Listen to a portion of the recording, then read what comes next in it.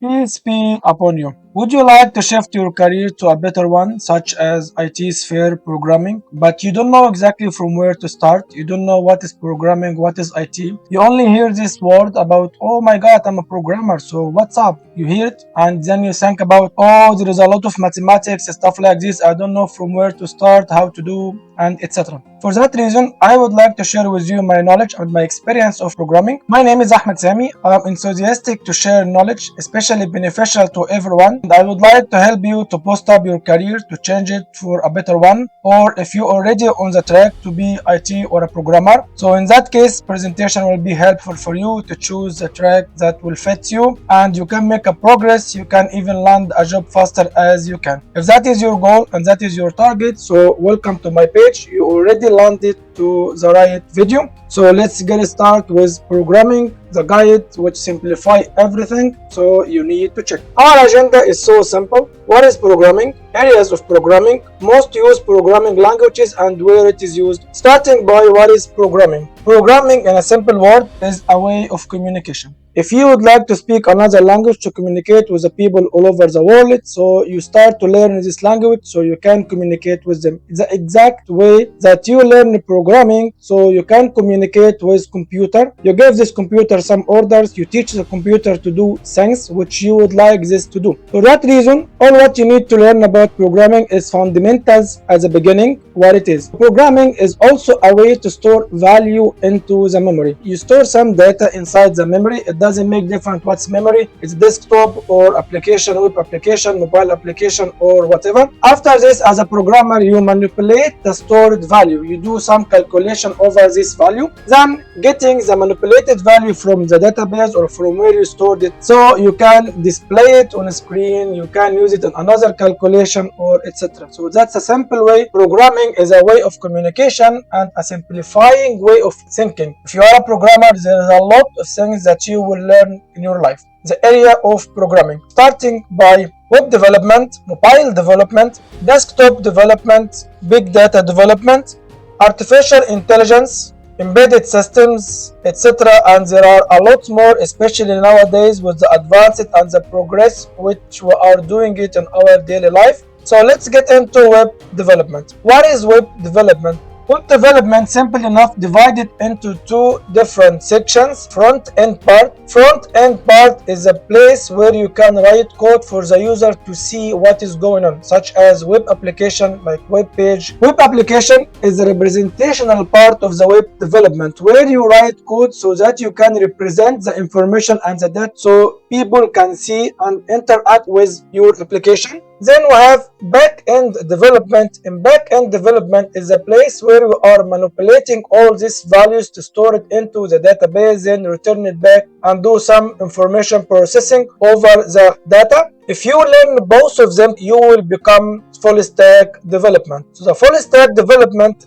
is the languages and the learning of front-end development plus back-end development, you become a full stack. For web development, we use some specific languages such as HTML, CSS, and JavaScript. HTML is the basic and the fundamental language for any web application you can see all over the world. There is no web application which not included HTML language. CSS is a style of that web application which you can see, which give, for example, you give the font size, you give a color for something, you put some items on the left, another on the right. You do this by CSS. JavaScript is the behavioral part, where you add some behavior for these applications, such as when you click, pop-up menus, changing color when you do stuff, when you scroll, what is going on. So the fundamental of any web application, HTML skeleton, CSS styling, JavaScript is a behavior. When you learn them, you will get into something we call it frameworks. After you learn these languages, you want something to contain all of your native, because HTML, CSS, JavaScript are natively, you put them together. But with time, we needed already some framework to simplify the development and also to speed up from our web applications. So we start development of frameworks. Frameworks such as React.js, Angular,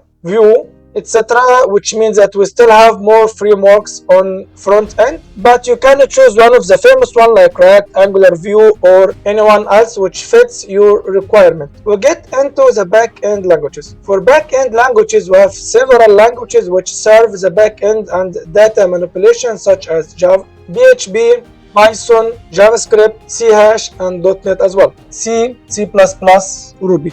Plus, for each of these languages, there is a framework which already used to develop or fast developing your backend site. When you make the backend, you need somehow to communicate with a database. So you need to store your data into some kind of structures. We check our databases. We have two databases. We have SQL or NoSQL. What is the difference between them? SQL, a shortcut of structured query language, which means that you will store the data into the database as a structured language contains of tables, and each table has a specific columns and rows to describe your data into the table, something such as Excel. It's similar to database as well. NoSQL is mean not only a structured query language, which means that you can store the data into the database as a document, key value, or even as a structured query languages as well. We get into SQL databases which are frequently used, such as Oracle, MySQL, Microsoft SQL Server, Postgres SQL, and a lot more, but these four are the famous one. We get into NoSQL databases such as MongoDB, Redis, CouchDB, and also there are a lot more. Plus, you can find even cloud storage which using SQL or NoSQL services as well. You can find them in the cloud. If you don't know what is this cloud, I will leave a link or a video that you can check what is cloud development, so you can also have overview of what is cloud. After that, we get into phone development or mobile development. Mobile applications are divided into Android or iOS mobile development. Let's get into Android languages. There are certain languages used in Android such as Java and Kotlin. For iOS, we use Swift, Objective-C, Android and iOS libraries and frameworks. The same for web development, we have also some frameworks. Plus, we have some frameworks, some libraries are used as a cross-platform. What does it mean? It means that you can write the same exact code. It will work on both platforms, Android or iOS as well. Things such as React Native is used using JavaScript React Native.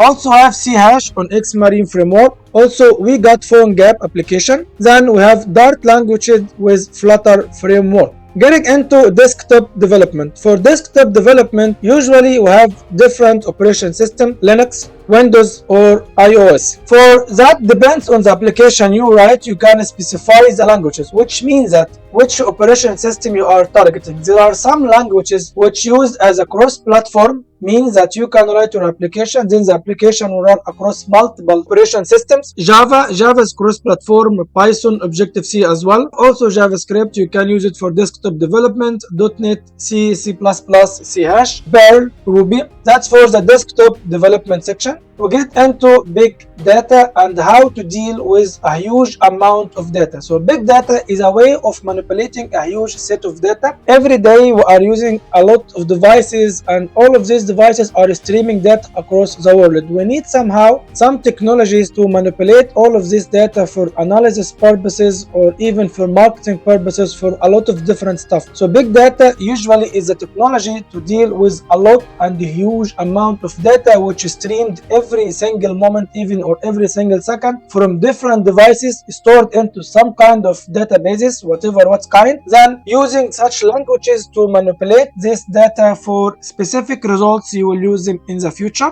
Things such as Java, Python, Go, R, or Scala. Artificial intelligence development. What is artificial intelligence development in general, or machine learning? It's a process to automate your repetitive tasks and give the machines ability to recognize new pattern of solving problems. Things you are doing it every single day. So by this way you need to automate it. Plus you can teach the machine itself. For sure nowadays we hear about ChatGPT, AI, OpenAI and stuff like this. So all of them are based on artificial intelligence development and machine learning. There are also several languages working in this area such as Java, Python, C++, Lisp, or R. Also, there are a lot different languages, but they are the main. Embedded system or microcontroller system. Any device you have in your hand, for example, phone, remote control, a drone, electric car, stuff like this, they contain some kind of microchips, micro schema, and this micro schema already has some kind of program written by one of the specific programming languages. So if you would like in the future to be specialized in the embedded system to write some software for any micro schema, you can learn one of the following languages, such as assembly is the main one, C, C++,